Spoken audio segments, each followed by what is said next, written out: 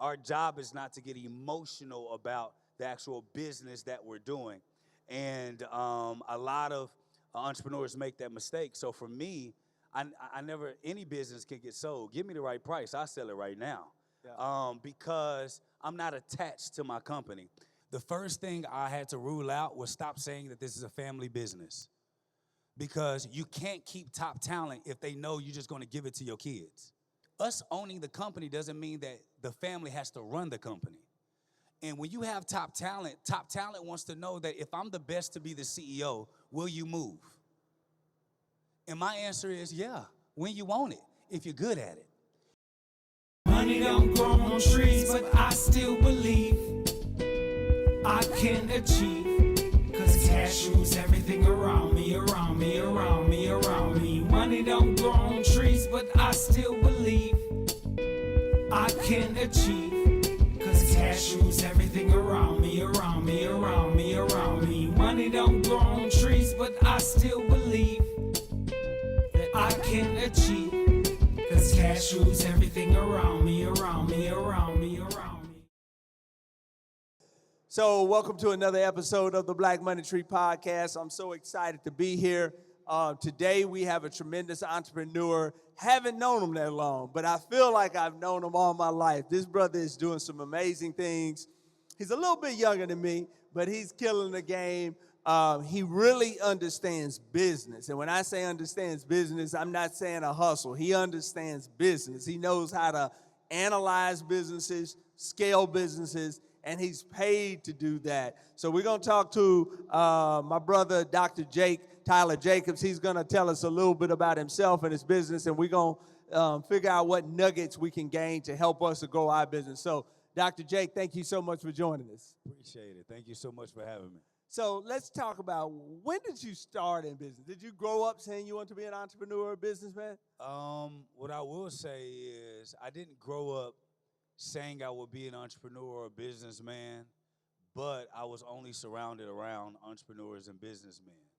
So it was kind of like a thing that I respected the mantle of entrepreneurship so much.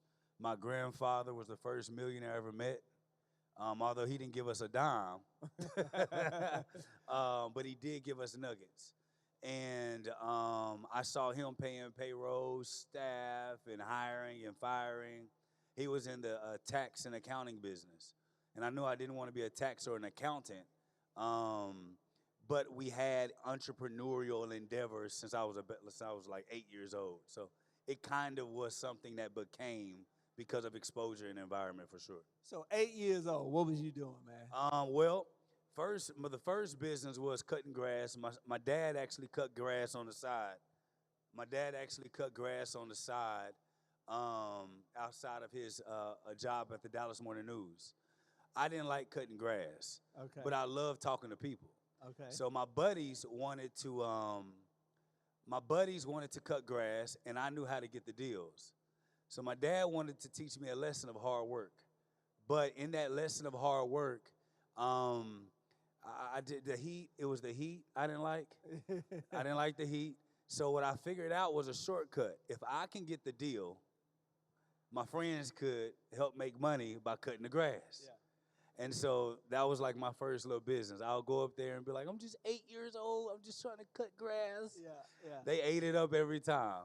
Well, see, I'm envious of that, because one of the things we tell our few students, the ones that we just got through doing the presentation, is that a real business is a business that can operate independent of you. Yes. And it's not relying upon you and your labor. So I wasn't taught anything about entrepreneurship and business. My daddy just told me to work hard. So when I decided I wanted to start a business, I didn't know that it should run independent of me. I just thought I needed to work hard. So that meant I went in trying to do everything. So at an early age, because of your disdain for the heat, seems like while you didn't even understand what you were doing, but you recognize roles. This is going to be my role. I'm going to do this, and I'm going to have my laborers out in the field while I figure out how to grow and scale it. And so talk about that, and then relate it to the businesses the folk that are in businesses that are in that grind where they're the workers. Well, so when my grandfather actually sold his 2 accounting firms to Jackson Hewitt, I didn't know what a sale was. I just knew that he was tired of his accounting practice and he sold it to Jackson Hewitt. I didn't know what that meant until later, and I sold my first company. But the thing that my grandfather always told me was that, and we talked about it on the IG Live, your business is not your baby. And so many of us, especially black entrepreneurs, are so happy about having a business and making money to take care of our families that we start babying the business. And the business is just an asset. It provides a service, it makes you money. Our job is not to get emotional about the actual business that we're doing. And a lot of entrepreneurs make that mistake. So for me, I never, any business can get sold. Give me the right price, I'll sell it right now. Because I'm not attached to my company. And when I understood that I never really had an attachment to a company, I could pivot, sell, move, and move on without being emotionally tied to it. And so when I'm building a company, the first thing I think about is, if I'm getting into this endeavor, how fast can I remove myself from the day-to-day? Because I would much rather get $3,000 to $5,000 in passive income from something I built than to be in the business making $20,000 a month, extracting out of it, but I'm a slave to the thing that's supposed to set me free. Yeah. So yeah, from an early age, I'm always trying to employ. Even selling candy in high school, I was bringing home $4,000 a month selling in 4 high schools with 10 staff members at each high school in Dallas, and paying my mom and my dad's mortgage. So that's a funny story. I just love it. I love the art of putting people in place to make some money, and I love the art of removing myself as fast as possible. Yeah. Now you are Dr. Jake. So talk about your educational. So you had the business background, the business desire. Then I'm assuming you went to college and you got the doctorate. Tell me how your education, your formal education, prepared you in terms of what you're doing. I think the art of that's a great question, J Love. I think the art of learning transactions, you don't need to go to school for learning transactions, because it's an art, it's a game. I need to provide a service and then I'm delivering it. But when you start understanding the power of the language of business, you got to go get a formal education for that. Because the language of business, understanding portfolios and understanding cash analysis, understanding those formulas that are needed, that will allow for you to see business as an asset versus just a thing. And so a lot of us, we learn the art and the heart of business, but we don't learn the math and the science. And that formal education actually provides you the math and the science. So if anybody out here thinks I'm a doctor that's going to help them with a physical body, call somebody else. You may be dead. But if you're talking about helping your sick company, absolutely. Yeah. You know, I wholeheartedly agree with that. And You just finished. Yeah, that's what I was ready to say. So I just completed a program at Wharton. Yeah. It was a private equity program. It was a certification. And one of the things that John Hope Bryan said yesterday that made so much sense, and it was just what I learned. He said, the business, it can stand on its own. The owner is just a placeholder. That's right. That's all it is. That's right. And it's just about cash flows. And when I saw the way that they looked at businesses, it's just simply about the multiple. How much cash is it generating? How much debt do you need to bring in? How much equity? And then how long till you're going to exit? So I saw it from the perspective of the free cash flows as my rent on my house, because I'm a real estate guy, and that's all I know. So the free cash flow is the rent that is paying the mortgage, which is the debt that you take out on the business that will be paid back in 5 years, and now you cash out. You can sell it the same multiple and put millions of dollars in your pocket. And I always thought it was real estate because you can get easy money, free money, but I didn't understand you could do the same level of leverage in business. So talk about that. So I didn't either. Because, as you start to do the business, first time our business ever crossed $1 million, I was 26 years old. That's the first time the business ever did. The first time I took home $1 million, I was 28 years old. And so when you start to kind of understand that, at first you're kind of thinking, at first you're thinking like, I'm happy that I'm making the money. But then when you realize the business rises and falls on every decision that you make, you're actually crippling the company. So even when you try to go get funding at the bank or get financing to leverage, when you start talking about growing, getting more locations or acquiring more businesses, they see you as the business. So you go to the bank and say, it's because I'm black that I'm not getting financed. No, it's because your business is run like it's your baby. When you actually build the company and you build your business based on some of those frameworks that we kind of learned through formal education, when you start to build the company that way, what it does is when you take that financial portfolio to the actual bank, it speaks for itself. You can remove yourself. The bank wants to know, can the business with or without you pay back this note or pay back this financing? Or when you're looking at acquiring a company, they want to know, can this business that you're giving me access to the capital, can it actually take care and service the note? Has nothing to do with as much as color anymore, as much as what does the finances say, and can the actual business cover, even if you don't know anything about the company, can the business service this debt? And so when I started to kind of understand those nuances, of course you do like everybody. You go through a program online. You take somebody's program, they act like they know everything, and then they tell you all the stuff that they can do for you. Then you look into their life. They haven't built anything. They haven't grown a real company. They're just talking like talking heads online. So then you start to realize, okay, if I take a class at a university, I kind of needed that class. You start understanding debt ratio. You start understanding those things. You're like, I didn't really know that. Now I know it. I can speak it, and it definitely gives you advantage at the bank, for sure. See, here's the interesting thing for me, and I've often said that I feel like I got nothing out of my college education outside of my network.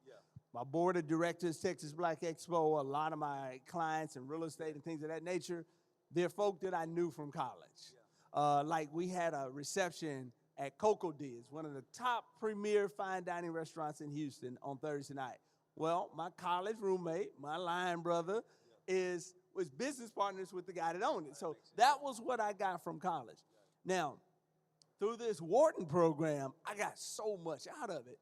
Why? Because I went into the program with a purpose, and I had a background in business, so I knew what I needed to get out, and it spoke to me. So for me with my kids, and we'll see how it pans out because they're still in college, I tell them to go to college for a purpose. Now, my parents just told me to go to college like it was going to magically make me money.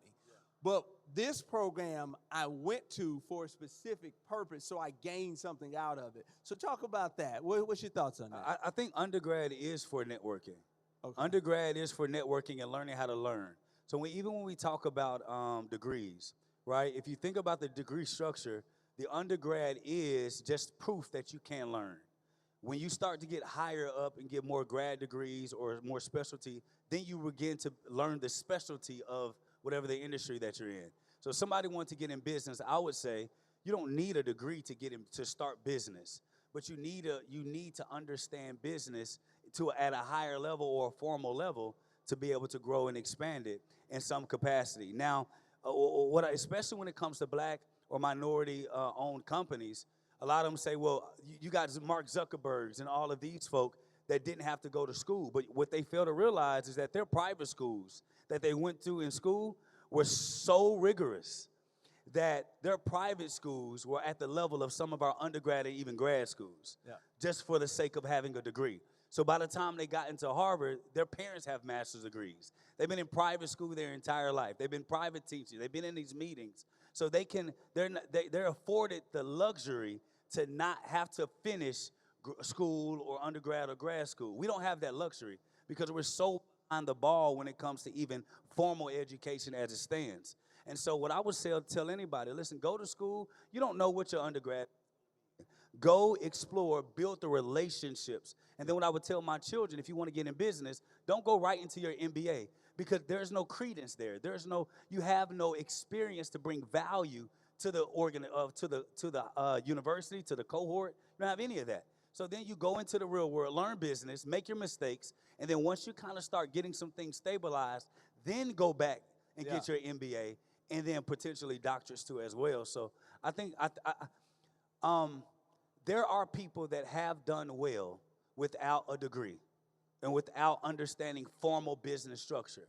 But those same people that have done well are the same people that call my firm to fix their business because they don't know why their business can't scale and can't grow. And we're talking about minority-owned companies that do $5 to $20 million a year. They're on it. They go. They don't have the formal education. They figured it out, but they can't. Their profit margins are minuscule. They're burning cash. They're underperforming. They can't grow. They have all the lines of credits and the SBA loans that you can imagine to think of, and their top line looks amazing. And they peacock on the top line. But your business, I look at the health of your company based on your bottom line, not your top line. Yeah. So you can tell me you're making $10, $20 million on your top line all day. When I go and look at that P&L and I see what the company's actually, where's revenue, and I see the mistakes that are happening, it tells me all the story that I need to know, which is that bottom line. And a lot of organizations, even at $10, $20 million a year, are flatlining more than you can actually imagine. Yeah. So break that down for those that didn't go to business school, top line, bottom line, and where's the first place you start when someone calls? First off, you didn't even tell anybody what kind of business you're in. Tell everybody what you do. Yeah. Then we did break get right down into it, didn't we? That top line, bottom line. And when a person calls you, what's the first thing you do? Where do you go? So by trade, I'm a corporate fixer. So organizations that are underperforming, that are inefficient, the businesses that are sick, they call our firm. I come in there and we re-engineer the organization to help them become more efficient. And from there, a lot of them either they're dinosaur companies, they're pioneering companies that are trending down really bad, or they're a company that saw a lot of peaks and they built their company on trends and they can't catch their breath. So it's always like, survive and die, survive and die. It's like this feast and famine type of cycle, and business isn't supposed to, you have your troughs, like, your business cycles, but our cycles are like, we're thriving, oh, we're dead. Then we're thriving and we're dead. So they usually call our organization to do it, and most of them, they'll say, Doc, I already know what my issue is. I need more revenue. I need more marketing. I need more space. I need more revenue. Then when you go into the business, it's not the revenue that's making a mistake. They don't even know what their top product is. A lot of entrepreneurs want to start spreading all these services that they have without even figuring out what product or service is their number one or number two product lines. And the main thing we do is we get rid of all the other service lines, focus on the main thing, and then we make the business a lot more simpler. And then after that, we begin to explore other things. And then another reason why a lot of organizations end up struggling, the business owner try to do too much. They just love the thought of starting something and saying that they have like 9,000 businesses. But when you think about a lot of the top entrepreneurs that are actually growing and excelling, they have one business that did everything. And they don't know what to do with the rest of the cash flow.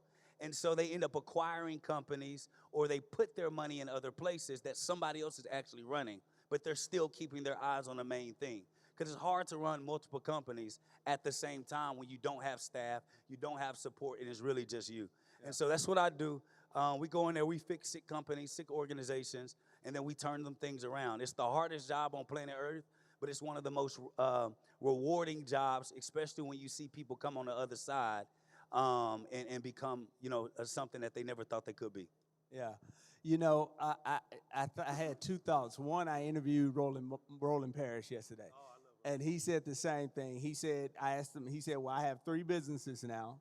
He said, I have my foundation and I have my real estate. Yep. But at the end of the day, I have one core engine. That's McDonald's.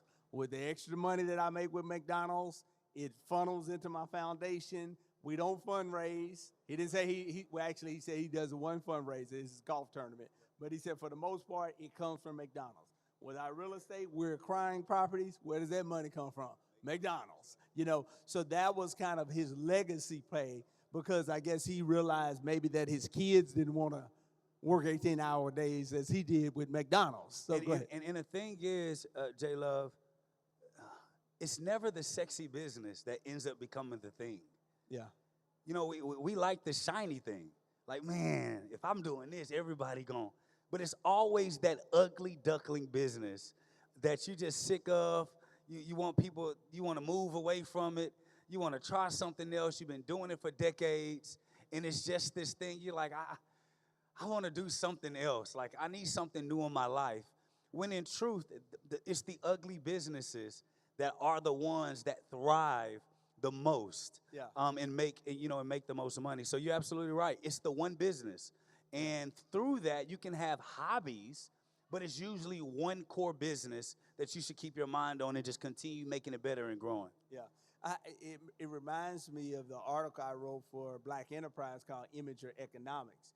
And what I said is that, most of us say we want economics, we want money, but the reality is we want the image. Because the reality is if you want to make $500,000 a year, you can become a plumber. I told this to Roland too. You can become a plumber, you can be digging ditches, you can be in the hot sun, you can be sweating, but that's not the right image that we want.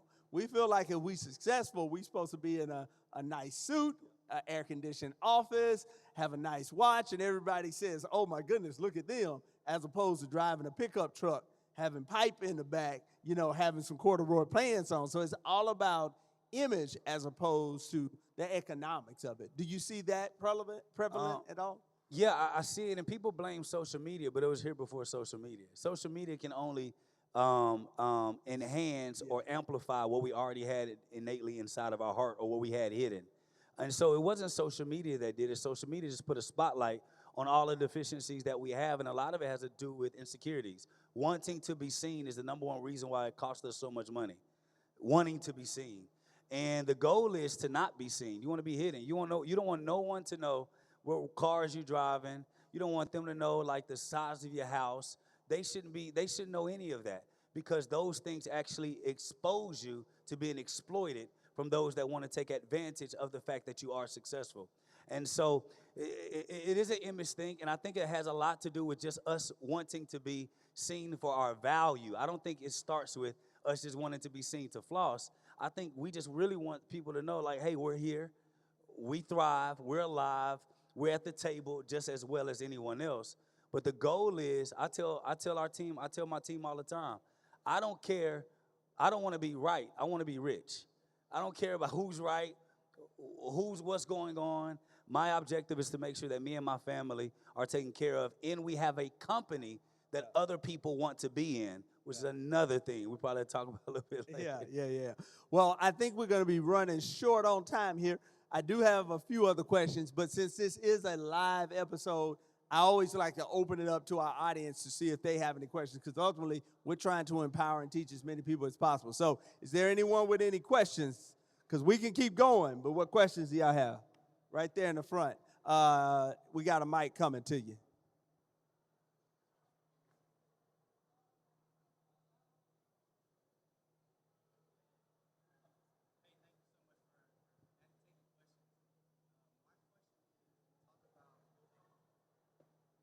Building culture and a place where people want to work at. What has been one of the most profitable things you've seen as a business owner that you've implemented into your business to create a culture where people want to come and work at? There's a couple of things. It's actually a great question, talking about creating a culture that people want to work in. The first thing I had to rule out was stop saying that this is a family business, because you can't keep top talent if they know you're just going to give it to your kids. You can't. So when we say, man, y'all wouldn't do this with Microsoft, y'all wouldn't do this. And I told my children, I told my wife too as well. I said, us owning the company doesn't mean that the family has to run the company. And when you have top talent wants to know that if I'm the best to be the CEO, will you move? And my answer is, yeah, when you own it, if you're good at it. Because in order for people to see themselves there, they have to, all the dreams that they aspire to have in their personal lives, they have to feel like they could have it in your company too as well. So that's what starts it. The second thing that builds the culture is having a big enough vision and a dream that everybody can see their tidbit of life in it. So if you say, man, I just want to get this company to $1 million. If you have somebody you just hired that said, man, I want to be a millionaire too, you already lost them. Because they're like, you only want to make $1 million. And so when you make that $1 million, they see you off. You having a good time. You driving your dream car. You're barely doing any work. They haven't got a pay raise in 5 years. They see that you're extracting all the money out the bank account, And my team tells me all the time, especially Shan, my chief of staff, she stop touching this account.